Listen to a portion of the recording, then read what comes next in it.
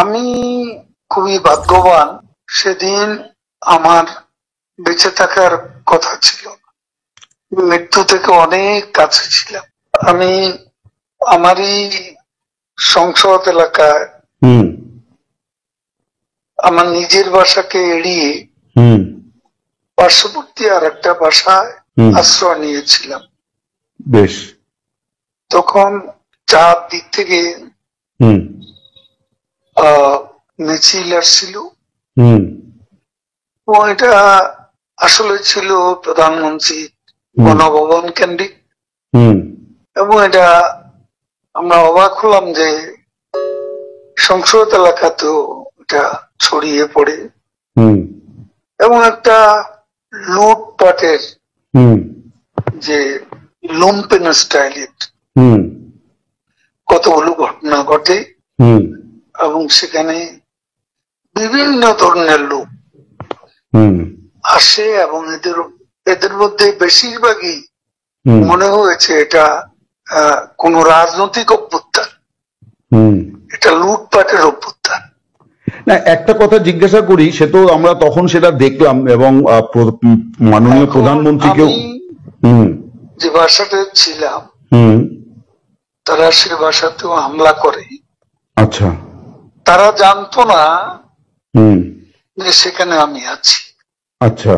আমার বাসা তারা লুটপাট করেছে, কিন্তু যে বাসায় আমি গিয়ে আশ্রয় নিলাম সেখানে তারা হামলা করবে এটা আমি ভাবতাম, কিন্তু সেখানেও দেখলাম যে অনেক লোকজন ঢুকে পড়ে এবং তারা ভাঙচুর লুটপাট করতে থাকে।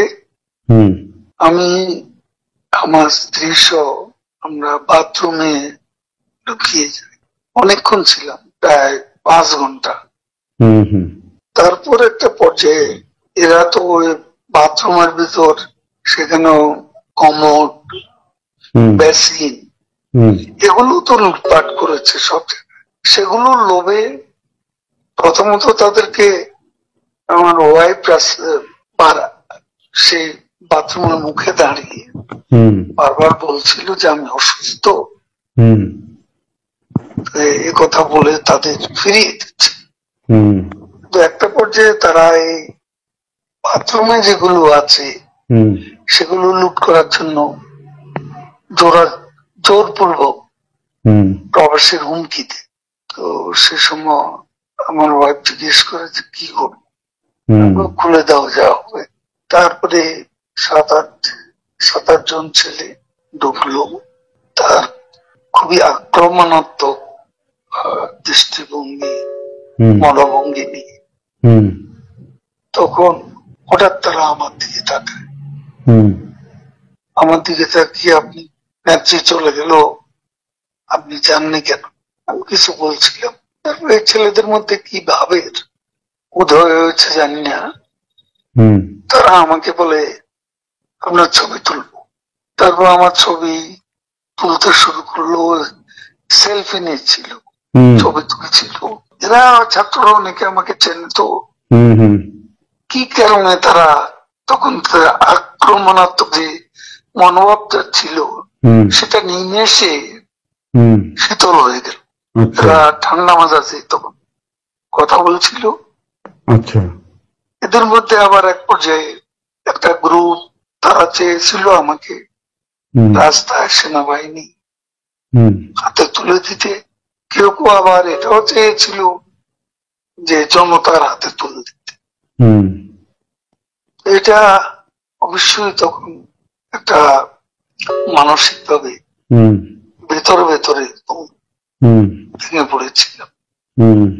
এরপর এরা এদের একটা শার্ট, এদের ওই ব্যাজ, লাল পতাকা শোভিত ব্যাজ লাগিয়ে আবার কালো একটা মুখে একটা মাস্ক দিয়ে আমাকে হাঁটতে হাঁটতে সংসদ এলাকা থেকে বড় রাস্তা, গণভবন অভিমুখী রাস্তা, ওখানে নিয়ে যায়। ওখানে নিয়ে হঠাৎ করে কোত্থেকে একটা ট্যাক্সি আসে, হুম একটা ইজি বাইক, হুম সেটা খালি ছিল, হুম ওখানে কোনো গাড়ি ঘোড়া কিছু ছিল না। হুম ওটা হঠাৎ করে কেন যেন এসে পড়ল, হুম হয়তো আমার ভাগ্য। এরা দুজনে আমাকে নিয়ে, আমার ওয়াইফকে নিয়ে ওটাতে উঠলো আর বলতে লাগলো, ওতে তো অসংখ্য মানুষ, হুম চেক আপ সব জায়গায়। এরা বলতে লাগলো যে আমাদের চাচা চাচি অসুস্থ, হুম হাসপাতালে নিচ্ছি, হুম ডিস্টার্ব করবে না। হুম এই করে করে নিয়ে গেল একটা অনেক দূরে একটা জায়গায়। তো এটা হলো, ভাবতেও পারেনি ওরা যখন বাথরুমে ঢুকলো যে বেঁচে হুম থাক, হুম সে বেঁচে থাকাটাই